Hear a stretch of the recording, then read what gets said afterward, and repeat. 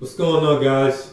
This is West485. You see, I got my hair cut, I got myself shaved because I'm getting ready to go to New York next week. This summer, Sunday coming up. So I gotta look nice for the family who expect me to see me there. I'm going to see my cousins, my uncles, my aunts over there in New York City. So never mind about that. So I want to talk about the 10th years. It's been 10 years since AAliyah passed away. August 25th of 2001, she passed away, and with 8 other people, including a pilot, passed away. I'll get to that later.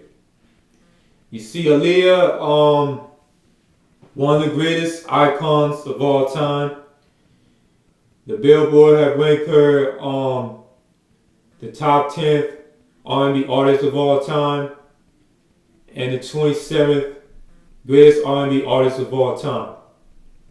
She had 5 top 10 hits during her career, and she made history in Billboard history as the first female artist to be featured in a soundtrack, to go number 1, and to earn the Grammy nomination.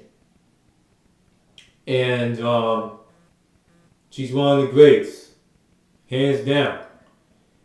Let's go back to 1978, where she was born in Brooklyn, New York, with her mom and dad. Her mom was a choir. I don't know about her father, but she got an older brother named Rashad, and she has an uncle who runs Black Brown Records. She was singing for Star Search, but lost.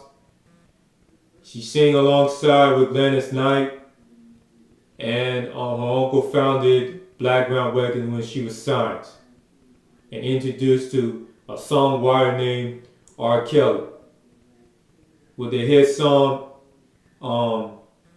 Back and Forth off of her debut album Age Ain't Nothing But a Number, with some other greatest hits.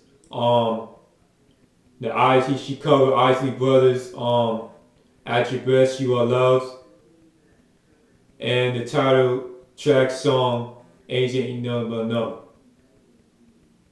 On August 26th of 1994, AAliyah and R. Kelly were secretly married, but the marriage became annulled by her parents.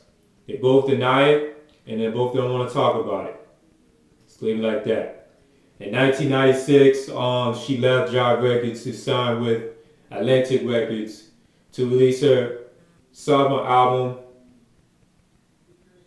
titled One in a Million, with some number 1 hit records like Got to Give It Up, a cover song by Marvin Gaye, 4-Page Letter, Hot Like Fire, If Your Girl Renew, and that smash hit of a title track song, One in a Million.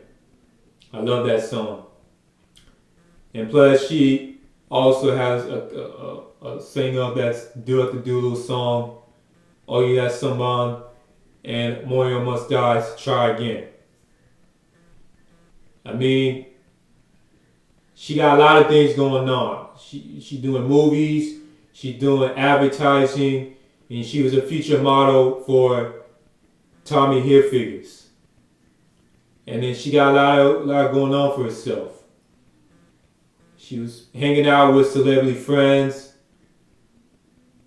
collaborated with Missy Elliott, Timbaland, Genuine, and other people. And she featured 2 movies, Memoriam Must Die and The Queen of the Dumb, King of the Dam. In 2001, she released her 3rd and final album, her subtitled album, with a hit song, We Need a Resolution, and More Than a Woman. And then tragically hits on August 27, 2001. She and 8 other people died from the plane crash shortly after take off. And many people found out that They have too much luggages, too much equipment in a small plane. And also, a pilot who is unlicensed, they found that he was taking drugs, including cocaine, in his system when he died. Now, I remember we was on our way to church. Me and my brother, we went on our way to church in our hometown of Rancho Cucamonga, California, which is 60 miles west of Los Angeles, where we grew up. And we heard the radio announcement that AAliyah died, was killed from the plane crash last night. I was totally shocked. I was totally stunned of what's going on. My brother, who was a big fan of AAliyah, cried hysterically.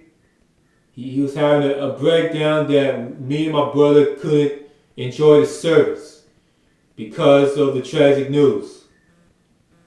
Everybody in the industry and fans was stunned and shocked of her passing of AAliyah. She got a lot of things going on herself in a young age. She was scheduled to be married to a music mogul, Damien Dash, after her third sequence of The Matrix, but later was played by Lola Gay, the late daughter of Marvin Gaye, who took her place. I mean, it was heartbreaking, man. She got 100 million of her fans who adore her, worship her, and idolizing her of her greatness. But 10 years later, everybody was in mourning. Everybody was moved on and reminisce the good days, the good time that they know her on her music and knew about her, man, her presence, man. I mean, she'll be missed, but her music and her spirit will live on in our hearts forever. And I personally, she was one of the greatest of all time.